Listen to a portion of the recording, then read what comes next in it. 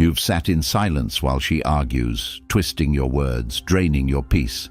You feel small, not listened to, not respected. You know deep down you deserve more. You know your logic, calmness, and values are better than this chaos. But how do you speak one thing so powerful she can't argue, manipulate, or guilt trip you? If you ever felt unseen, small, unheard, this video is specially for you. Comment, "I demand respect," if you want to rise above this. You're about to learn 5 responses so sharp they'll end any emotional warfare. Number 1. Let's talk when you're calm. You sit there, and you know this routine too well. She's raising her voice, tossing accusations, nitpicking your tone, saying you don't care, flipping your intentions into insults. And you're trying to stay composed, trying not to snap, trying to be reasonable in the face of chaos. But inside you're exhausted, not just from this argument, but from the 1,000 others that ended just like it, where nothing was resolved, where your words were twisted, where logic had no place, where your silence was used against you and your patience made you feel like the weak one. You feel like you're losing your edge. You wonder when you became this muted version of yourself, walking on eggshells in your own space, in your own mind. But you didn't get weak. You just weren't taught how to respond. You were taught to endure, to absorb, to fix, to calm her down, even when she's disrespecting your peace. That ends now, because this one sentence, "Let's talk when you're calm," rebuilds your authority. It doesn't escalate, it doesn't explain, and it doesn't beg. It simply withdraws the fuel. It reclaims your control without reacting. It's not passive, it's not avoidance. It's power through stillness. And that stillness doesn't come from fear, it comes from clarity. You're no longer participating in emotional chaos. You're commanding emotional space. You're saying, "Your storm doesn't move me." And when you say it, you don't raise your voice. You don't look away. You look right at her. You hold your voice steady. You say it once, then silence. Because once you drop that line, you don't need to continue. If she's not calm, there's no discussion, period. And the more you do this, the more your presence changes. She realizes the louder she gets, the less she gets from you. She sees your respect isn't cheap. She learns she can't hijack your emotions anymore, and that begins to rewire the dynamic. Because when a man stops reacting, the entire environment shifts. She either rises to meet your energy, or she exposes herself. But you don't even need to say it for her. She feels it in the room, and here's what most men never learn. In every argument, there's the fight, and then there's the field where it happens. Most men focus on the fight, trying to win the words. But real men own the field. And the man who owns the emotional space of a conversation decides how deep it goes, how long it lasts, and when it ends. That's what this phrase gives you. It's the reset button. It's the control switch. It's the reminder that you don't have to battle to be powerful. You just have to choose when the conversation deserves your attention. Imagine this in practice. She's shouting about something small, twisting it into a character assassination. You listen, calm. Then you say, "Let's talk when you're calm." You lean back. You stop responding. You're not cold. You're composed. She throws a few more jabs, trying to bait you. You don't flinch. That silence is louder than any insult. It's not just discipline, it's training. Because what this phrase requires from you isn't just the words, it's the energy behind them. And that energy comes from a man who isn't desperate to prove himself. A man who values his mental space so much that he doesn't rent it out for free. You've been trained to fix everything, to manage her moods, to be the emotional shock absorber for both of you. And that training cost you your peace, your confidence, and your edge. But you get it back when you learn this. Not every voice deserves a response. and not every attack needs defense. Some moments require one line and total emotional withdrawal. That's Stoic power, not reacting out of ego but choosing your ground. And when you start doing this, you'll notice something strange. She becomes quieter, not because she agrees with you, but because she's unsure how to engage with a man who isn't programmable by her emotions. That confusion becomes respect. That respect becomes attraction. And not just in her, everyone around you begins to feel it, because your tone says, "You'll only get me at my best when you approach me with respect." And that boundary becomes your signature. That energy becomes your identity. You don't need 10 comebacks. You need one line and total alignment. But to say it right, you have to become it. You have to stop being the emotional firefighter and become the architect of your own peace. That means learning to pause, to detach, to recognize when you're being dragged into a fight that serves no one. That's what this sentence gives you. It's not avoidance, it's selection. You're not refusing to engage, you're demanding a standard. And that's the ultimate shift, from being reactive to becoming selective. Because when a man becomes selective, he stops chasing validation and starts commanding presence. And women may test it, they may challenge it, but they respect it more than anything. Because deep down, every woman wants to feel the presence of a man who doesn't flinch, doesn't fold, and doesn't entertain disrespect. That man, when he speaks, needs no volume, just one sentence, steady tone, eye contact, and silence. Let's talk when you're calm, and you wait. Because the man who waits, not out of fear, but out of standard, is the man who never loses control. You become that man by choosing your silence, not from weakness, but from absolute clarity that you will never trade your peace for temporary validation again.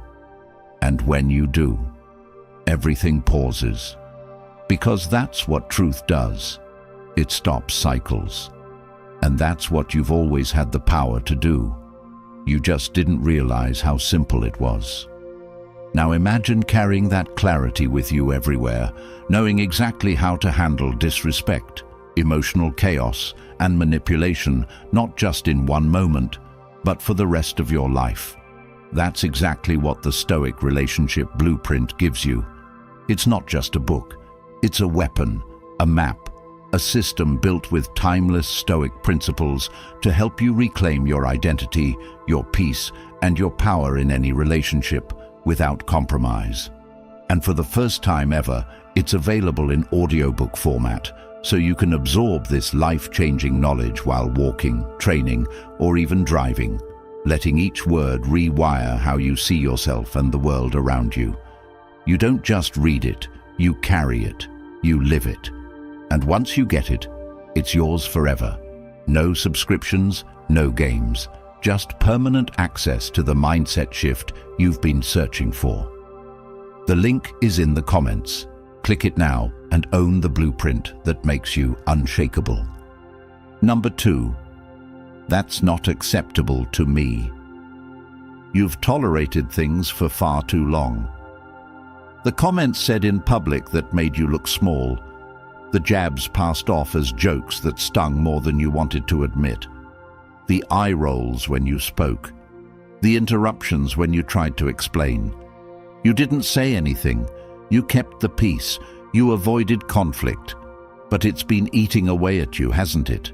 Every time you stayed silent, a part of you shrank. Every time you let it slide, she learned you'd bend. You convinced yourself it wasn't a big deal. You said she was emotional. You told yourself not to overreact. But now you're here, angry, drained, and disrespected. And this isn't just about her anymore. It's about every person who's walked past your boundaries because you never drew the line. That ends the moment you look someone in the eyes and calmly say, "That's not acceptable to me." You're not explaining, you're not asking, you're not negotiating, you're declaring. And the reason that line hits so hard is because it comes from a man who's finally had enough. A man who's not interested in being liked more than being respected. A man who understands that peace without boundaries is just submission. You see, people don't push boundaries. They push your boundaries. The ones you haven't enforced. The ones you let blur in the name of avoiding confrontation. But confrontation isn't violence, it's clarity. And clarity is the foundation of respect. The problem is, you've been trained to absorb disrespect if it's wrapped in a soft tone or comes from someone attractive. But disrespect is disrespect, no matter how it's delivered. When she criticizes your vision, mocks your beliefs, belittles your routines, that's not just how she is, that's a test. And when you passively allow it, you fail the test without even knowing one was happening. Women constantly test the strength of the man they're with, not through words of praise, but through pressure. And every time you excuse it, she sees weakness. You don't have to yell. You don't have to argue. You have to speak with certainty. That's not acceptable to me. That's not a request. That's a law. And laws are not up for debate. You don't explain why. You don't list all your reasons. You state it and you hold. And if she pushes back, mocks you, or plays the victim, you hold. Because here's the truth most men won't say out loud. Many women want to know where your line is. They want to feel you have a backbone, that your standards aren't just quotes you read, they're truths you live by. When you say that's not acceptable to me, you're telling the world, this is the level I play at. If you can't meet me here, you can leave. And that energy, it changes everything. People begin to speak to you differently. She thinks twice before crossing that line, and even if she does cross it, you don't argue, you withdraw, you detach, because you don't beg for respect. You command it by removing access to you when it's violated. But this isn't about becoming cold, this is about becoming clear, crystal clear. Because clarity doesn't confuse. It either draws people in or pushes them away. Both are wins. You see, most men stay in blurry relationships, confused, emotional, anxious, because they never clarify what they stand for. And if you don't stand for something, you'll fall into everything. That phrase, "that's not acceptable to me," is your line in the sand. It says, "I'd rather lose you than lose myself." It says, "I will not betray myself for connection." And the second you start living this way, you start walking taller. You stop second-guessing your instincts. You stop tolerating bad behavior wrapped in good looks. You stop rewarding manipulation with your presence. You stop being a punching bag for someone who hasn't dealt with their own emotions. Instead, you become a force, unshakable, unbothered, unavailable to nonsense, and yes, it will cost you. Some people will leave. Some women will call you controlling, difficult, or arrogant. Let them. The truth is, the people who can't handle your standards were only there because you had none. And when they're gone, space opens for those who understand your value. That's not arrogance, that's alignment. And alignment only happens when you speak up the moment something crosses your values. You don't wait. You don't hope they get it. You say it the first time, every time, until you don't have to say it anymore, because your energy speaks for you. But you can't fake this. You can't just say the line and expect miracles. You have to believe it. You have to become a man who lives by that phrase in everything. Your health, your time, your money, your purpose. You have to look in the mirror and say, what have I been accepting that I know deep down is beneath me? And when you identify it, you cut it. Number, ceremony. No apology, just clarity. And from that place, you rebuild. Not just your relationships, your entire life. Because when you raise your standard, everything that isn't aligned falls away. And what remains is what's meant to be. But none of that begins until you stop waiting for people to respect you and start demanding it by the way you carry yourself. You don't do this to hurt anyone. You do it to finally honor the man inside you who's been silent for too long, the man who's sick of pretending things are okay, the man who wants to breathe without walking on eggshells, the man who values his time, his peace, and his mission more than any momentary connection. That man, that version of you, emerges the moment you speak that line and back it with action. So the next time someone steps out of line, don't explain, don't flinch, don't argue, just say, "That's not acceptable to me," and let your silence carry the rest. Number 3. I'm not here to argue.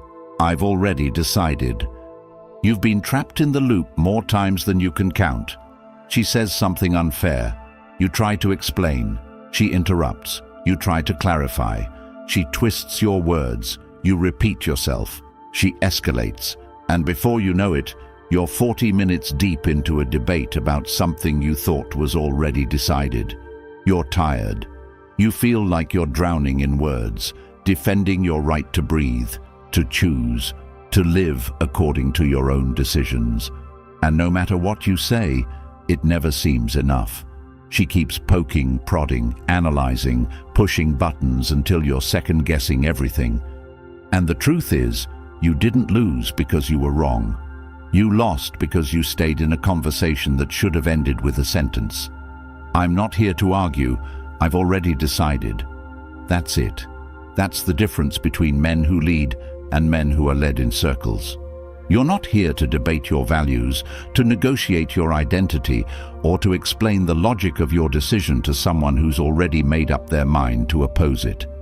You're here to live your truth, not to justify it. And this line, this clean, sharp, unapologetic phrase, it stops the spiral instantly, because it does what nothing else has. It ends the open loop. It says the decision isn't on the table. It's done. And that's where your real power lives, in finality. Because when a man speaks with finality, he becomes immovable. And when you become immovable, people start to adjust themselves around you. This isn't about being stubborn. It's about being sovereign. It's about recognizing that if you don't protect your decisions, they'll be constantly poked, questioned, eroded, not because she's evil, but because that's what people do when they sense uncertainty. And if you've ever sat there explaining for the third time why you don't want to go somewhere, or why you don't want her to speak to you that way, or why you made a certain career move and still felt unheard, it's because you never made it clear that this wasn't a discussion. It was a declaration. That's where this sentence rewrites your identity. Because when you say, "I've already decided," you're saying, "I've done the thinking. I've weighed the options. I've faced the consequences. And I've chosen." That makes you a man who lives with intention, not a man waiting for permission. And yes, she might push harder. She might raise her voice. She might accuse you of being cold, unfeeling, dismissive. Let her. You're not cold. You're clear. And clarity feels like rejection to someone who benefits from your confusion. But here's the twist. Once you say it and hold it, she will respect you more than if you'd caved. Because deep down, every woman is testing whether her emotions can override your convictions. And if they can, she can't trust you. Not really. Because if she can sway you from your path with pressure, then you're not rooted. You're just reacting. But when she sees that you won't argue, that your energy doesn't flinch, that you won't defend what you've already chosen, she either falls in line or she falls away. And both outcomes are wins.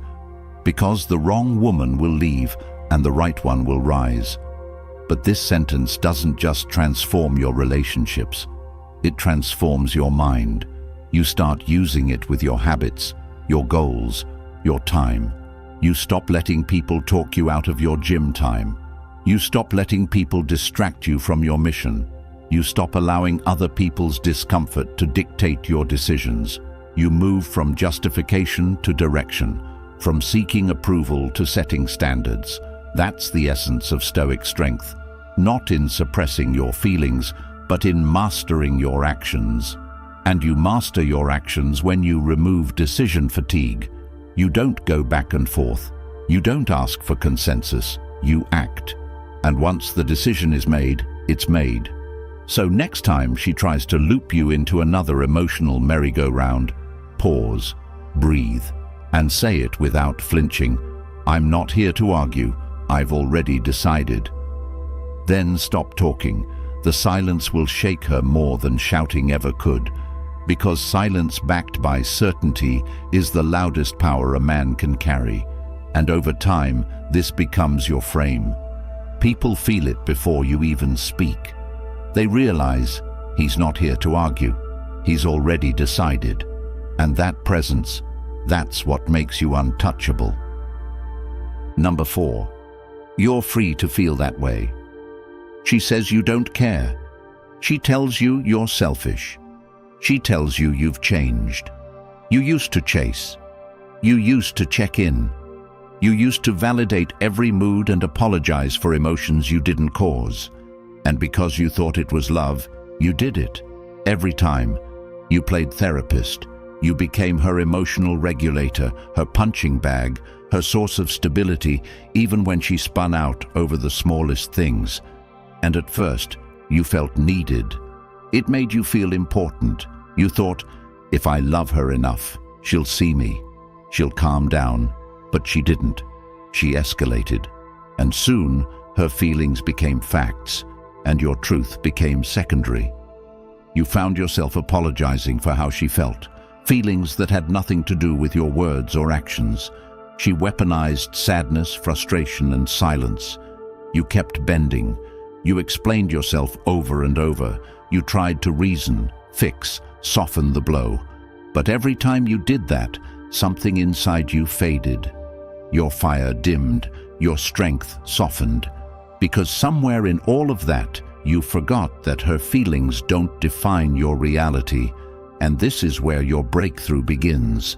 The moment you say, without fear, without guilt, you're free to feel that way. You're not dismissing her. You're not mocking her. You're setting yourself free from emotional chains you never agreed to carry. Because once a man allows someone's emotions to dictate his behavior, he no longer owns his behavior. And when you say this phrase, what you're really doing is detaching from emotional manipulation in its most subtle form. Because guilt is the most efficient leash ever designed. It doesn't scream. It whispers.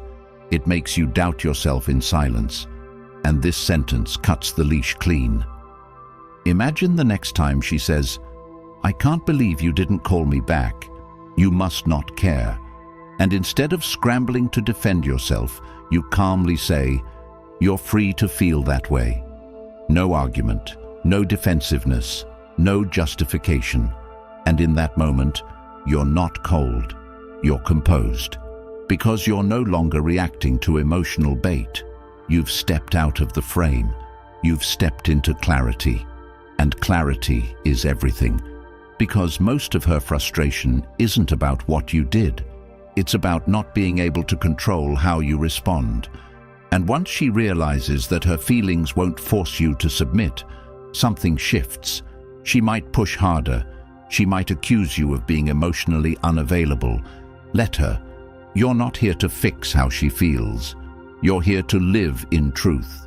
And the truth is, people are allowed to feel whatever they feel. But they're not allowed to use those feelings as weapons against you. This phrase reminds her, and reminds you, that two people can experience the same moment differently, and that's okay. But only one of you is trying to rewrite the other's reality. And if you allow it, you lose yourself one compromise at a time. That's why this sentence, though simple, is a boundary dressed as a statement. It says, "I see you, but I won't bend for you." And that's rare, because we live in a world where feelings are currency and offense is control. But you're done being bought. You're done being manipulated by tears, tones, and tantrums. Not because you don't care, but because you care about yourself too. And this is where your growth begins, when you stop seeing your worth through someone else's emotional lens. When you stop apologizing for who you are because someone else is uncomfortable. When you start living as if your peace matters just as much as hers. And it does, more even. Because when you lead with peace, you offer clarity. You become the anchor in the chaos, not by absorbing it, but by refusing to entertain it. That's real leadership. That's real love. And that's what this line delivers. It's emotional leadership in its purest form. And yes, it will trigger her, especially if she's used to winning with emotion. But let her be triggered. Let her feel. That's her journey, not yours. You don't adjust your truth to protect someone else from their own emotional consequences. You hold steady. You speak calm. You exit arguments you never started. And the men who learn this, who master this, live lighter. They don't fear confrontation because they don't need to confront. They don't chase peace. They embody it. And you get there by using this sentence like a sword, precise, silent, final. Because when you say, "You're free to feel that way," what you're really saying is, "I no longer agree to carry what doesn't belong to me." And from there, everything changes. You no longer fear how she feels. You no longer try to manage it. You simply allow it and keep moving. And the irony? That's when she begins to calm. Because chaos loses energy when it meets clarity. That's the truth. That's the power. And that's the life you step into when you stop defending yourself and start owning yourself. One phrase at a time.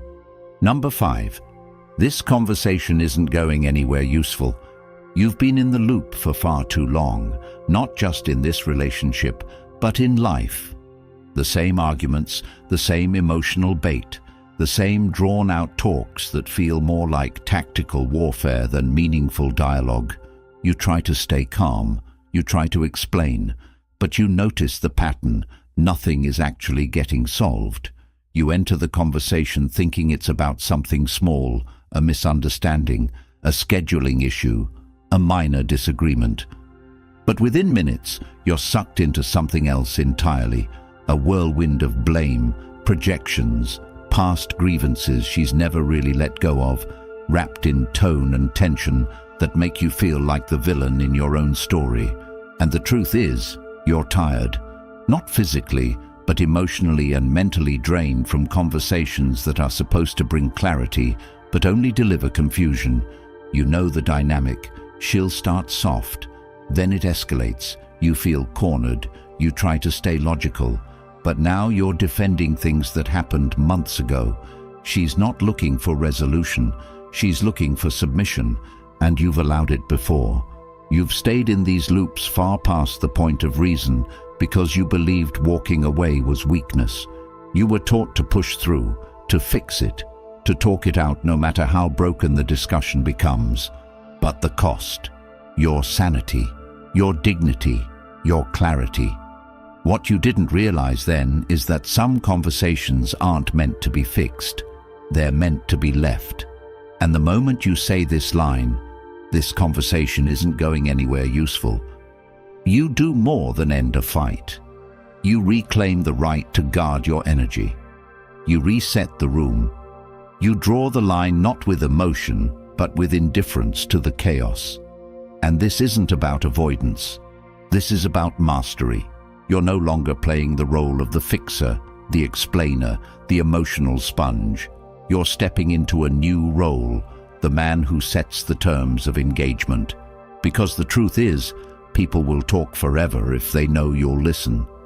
They'll unload their feelings, their projections, their emotional immaturity into your life without filter, because you've never told them they can't. That ends today. You don't sit through emotional dumping. You don't entertain toxic loops dressed as "we need to talk." You don't allow your mental space to be hijacked under the disguise of communication. This sentence puts a bullet in that script. This conversation isn't going anywhere useful. Full stop. And here's the key. You say it and you leave. Not angrily, not with slamming doors, but with calm, detached finality. You don't wait for permission. You don't ask if it's okay. You declare it, and you walk. Because a man who can leave a conversation he didn't start but refuses to be consumed by, that man is dangerous in the best way possible. He's immune to chaos. He doesn't get baited, and over time, everyone around him adapts, even her. At first, she may push harder, try to guilt you, say you're avoiding her, accuse you of emotional abandonment. Let her. That's her discomfort speaking, not your responsibility. Because the moment you stop playing the game, you force everyone to face their own behavior. And this is where the transformation begins, not just in her, but in you. You start to realize how much of your life you've spent in conversations that stole your peace. At work, with friends, with family. Loops, guilt, manipulation. You thought you had to sit there. You thought enduring was strength. But the man who truly values his time, he doesn't engage in what doesn't evolve him. He listens once, clarifies once, and if it keeps spiraling, he cuts the rope. Not emotionally, strategically. Because he knows the most powerful tool he owns is his attention, and he no longer gives it away cheaply. And this sentence, this seemingly simple phrase, is how he controls the price. This conversation isn't going anywhere useful. It says, I'm done being emotionally held hostage. It says, my clarity isn't up for compromise. It says, I'm not here to get dragged into a mess disguised as resolution. And more than that, it teaches people how to treat you. Because you don't just say this once.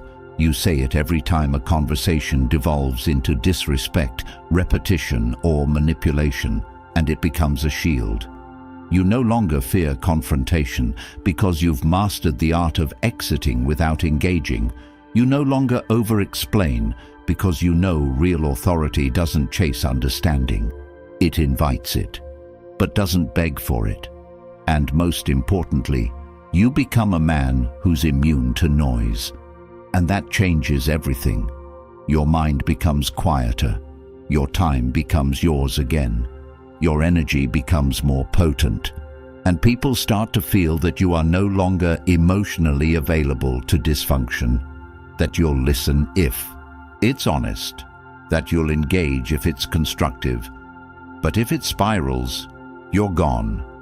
That's not arrogance, that's emotional discipline. That's what it means to be untouchable in a world where everyone wants to pull you into their mess. And the irony, the more you live this way, the less you need to say it. Your tone, your presence, your boundaries, they say it for you. But in the moments where it's needed, you say it once. Calm, clear, steady. And when you do, everything pauses. Because that's what truth does. It stops cycles, and that's what you've always had the power to do. You just didn't realize how simple it was. So now you do. The next time you feel yourself getting pulled into emotional theater masked as dialogue, pause, breathe, and say it. This conversation isn't going anywhere useful. Then get up and go build something that is. If you're tired of being talked over, tested, drained, and disrespected, and you're ready to take back your voice, your power, your peace, now is the moment. The world isn't going to hand you clarity. You either claim it or stay stuck in loops that steal years of your life. If you're done wasting time, then the Stoic relationship blueprint is your next move. It's packed with timeless Stoic principles that show you exactly how to lead with strength, speak with purpose, and never lose yourself again. And now, it's finally available in audiobook format, so you can listen while walking, training, building yourself into the man you were meant to be. This isn't just another book. This is a weapon, a mirror, a lifeline, and once you own it, it's yours forever. No games, just truths rooted in Stoic principles. Comment, I choose clarity if you're ready to grab the ebook now. The link's in the comments. Like the video, subscribe, and help this message reach the next man before it's too late.